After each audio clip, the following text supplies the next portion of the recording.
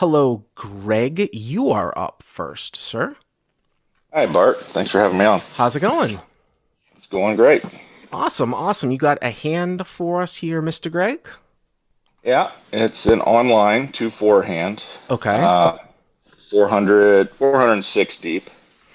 It's, $406 deep?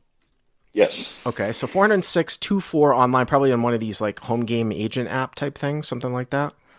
Yeah, Poker Bros. Yeah. Okay, okay, Little background on the villain who will be in the cutoff. I'm almost exactly one orbit from stacking him when we were 700 and something deep. It was a 4-bet pot. I got a little out of line. Kind of made two streets of bluffing, made an improbable straight on the river, jammed, he called. So he could be a little tilted. okay. But I haven't seen him play a hand other than stealing the blind since then, so that's why he has 406. Okay. So he opens the cutoff for 10. I'm on the button with ace of spades, queen of clubs. Okay. I elected just to call this time. Is this a six-handed game, by the way? This is a six-handed game, yes. Okay. You know, it's just kind of interesting to note that one of the things I've been seeing more is that there are some strong hands called here in this spot because I think everyone would just automatically think, oh, this is always a three bet no matter what. Now it is six-handed, so it is somewhat sort of short-handed. But one of the things too I've seen like some of the good players start doing in Hustler Casino Live is actually flat some hands that would probably be mostly three bet to keep some people in. I would almost always advocate three betting here if it was a multi-blind configuration, meaning there were more than two blinds, like if there was a straddle. But I think you probably can mix some calls in here, so it's not, terrible. Is $10 about the standard open size?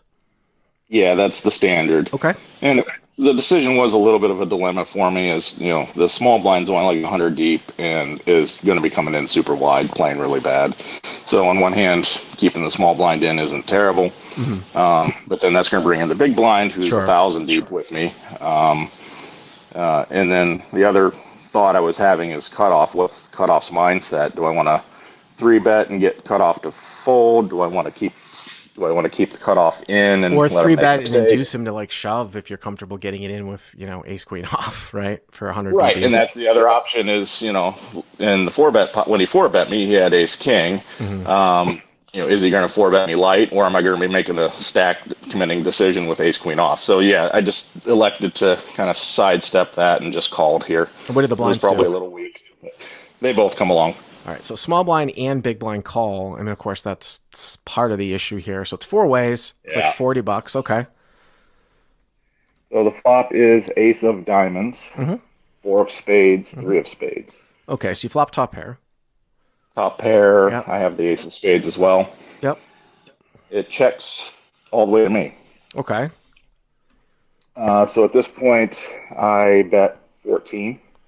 So you bet about 1/3, a little over 1/3 the size of the pot. Okay. Right? Uh-huh. And it folds back to the cutoff who calls. Interesting. So cutoff, who's the pre-flop raiser, check calls, and now the pot is 68. Now, obviously, he can do that with a number of different hands. I mean, if one of the guys in the blinds called and then he overcalled, he should almost always have an ace. But here, just because you bet on the button, if he had like eights plus or whatever pairs, I mean, I think that he's probably continuing at least once, especially when you didn't really bet all that large, right? Yeah, and I doubt he's got that many aces here. If we were heads up, I would leave some more aces in his range. So yeah, I was thinking he's probably pocket pair heavy. Okay. Maybe some flush draws. Yeah. Okay. So it's a turn. So the turn is the 8 of spades. So you turn the nut flush draw with ace queen with the ace of spades. Correct. Yeah. Okay. He checks. Mm-hmm. And then in this spot, I elected to check back. With you having the ace of spades here, so hero checks behind. With you having the ace of spades, I do think it cuts down on a lot of his flush draws. Because here's the thing, like, if he had a flush draw, and obviously he can't have the nut flush draw, right? Say he had like king, queen of spades, king, jack of spades. It's a pretty decent spot to c-bet. Now, maybe not everyone's going to c-bet, but maybe, the sweet spot is against like, say, two other people instead of three people. Some people will check like the nut flush draw in a spot like this. I just kind of think it tends to, I would be fairly surprised here if he has spades for me to necessarily worry about. I kind of want to take the 1/3 sizing here again. I might bet like 20 to 25 here and then sort of evaluate what you want to do at the end. You get calls from pairs that have spades. You might even still get those calls, whereas if you check it back and another spade comes out, you're not going to get those. So I think I would probably still take 1/3 sizing here in position. Yeah, I think that would have probably been a better play. Okay, but you check it back. Okay, now we get to the I river. checked back. Uh-huh. The river is the 7 of spades. Wow. Okay, so now there's 4 spades out there. It's ace of diamonds, 4 of spades, 3 of spades for the podcast listeners. Hero, who flatted on the button with ace queen off with the ace of spades. Bet when check to 14, cutoff, check, call. Turn was the 8 of spades, putting 3 spades out there. Check through. And now the river is the 7 of spades. So now you've got 4 spades out there, and you basically have the nuts, with the exception of, I guess, there's one straight flush combo out there, right? 5, 6 of spades. Which again, right. I can't really give. I mean, when you think about if someone's going to open 5, 6 of spades and they get this flop, how often are they checking it? Really? I mean, it's not like the guy's from. It's not like he's from. I mean, sometimes you'll see somebody check first to act to check raise, but he's like second to last to act. So the plan of check raising would seem a little bit odd. So I wouldn't be too concerned about that. So what happens here? He leads. Okay. For 34. So cutoff bets half the size of the pot. Right.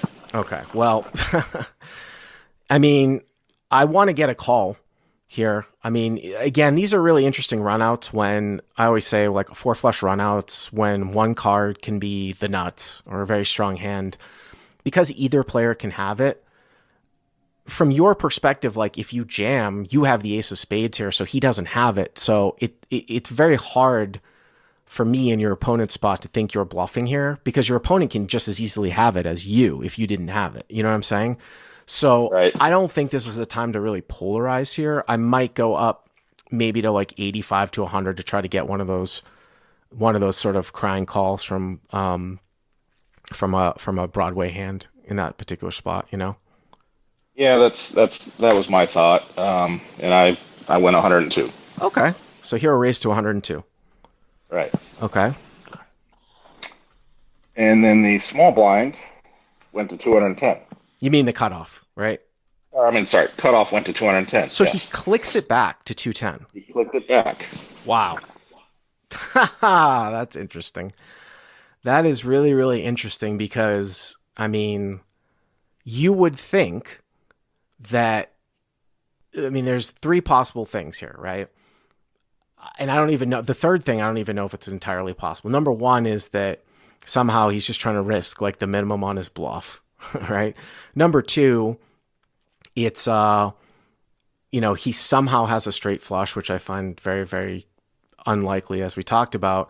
Number 3, I can't, this is where I say I can't imagine where he would ever click back like the king high flush. And then the issue for you here is that if you jam back over the top of him, there's just no way he should ever call, right? Yeah, that's kind of what I kind of sat and thought about it. I mean, at the same seconds, yeah. At the same time, it is an online, it's Poker Bros. It's not like it's 2-4 Poker Stars where you're dealing with like a bunch of superstars out there. So I do wonder if you're kind of playing like mind games. And then we get into this other thing, CLP term, reverse pot odds, where if you started with 406, so the pot was 68, so 170 and then 380, this is like 400. I mean, he's going to be getting, if you jam back over the top, he's going to be getting what, like 3 to 1. It's not crazy. It's going to be like 600 and change, like 200 for him to call, a little bit less than 200 for him to call. I just think that reverse pot odds says that you can jam with a much sort of thinner value range, even in spots like this, because your opponent's going to be getting such a price where there's going to be a wider range that he's calling. This is such an extreme, Mathmagical 55 says, why race the river? Are you serious, Mathmagical 55?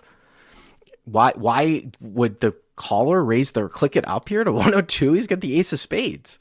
I 100% raise the first time with your hand, caller. But God, I guess it's such an extreme scenario here that maybe I can see calling. Now, if there's, like I said, some sort of leveling war where you think you can get called off by like the king of spades here, then by all means jam. I just find it very, very hard to believe here that this guy has 5-6 of spades as played. And again, if he's got a bluff, it doesn't matter. And even if, I don't know the results, but even if you were to just call and he turns over the king of spades, it still doesn't mean that your call is necessarily wrong, because you don't know if he would call off if you were to jam, you know? Yeah, this seemed like such an extreme spot. It's a four-liner to the flush. I have the ace of spades, and it's a river three bet. I didn't know if he was so far tilted out of his mind that if I jammed, he could call. Yeah. And so I ultimately just called. So we get kind of a mixed response from the live chat. Some people saying jam, some people saying called. So Hero called, and what's the reveal? He had 7-6 of clubs. Oh, so he had nothing. Just nothing, pure bluff. All right. Well, I mean, again, that's why, like, I guess I didn't put that one in there on the first. Well, I said straight flush. I said king is. Oh, I said bluff, right? The first thing. I mean, it doesn't. If he's got a bluff, it doesn't matter, right? Because he's not calling. Right. So, this one's kind of very, very interesting. But you see what I'm saying? How I think that it's very unlikely that he has 5-6 of spades here. Yeah, I mean, you would expect him to just attack straight off the flop with that. You would think so. I mean, 6 high and you flop an ace high board with a straight flush draw. It's just so unlikely. Yeah. You know what I mean? And yeah, he had just if he had that, he had just a monster on the flop with all the outs in the world. So yeah. Yeah. All right, man. I appreciate the call. Thank you very much.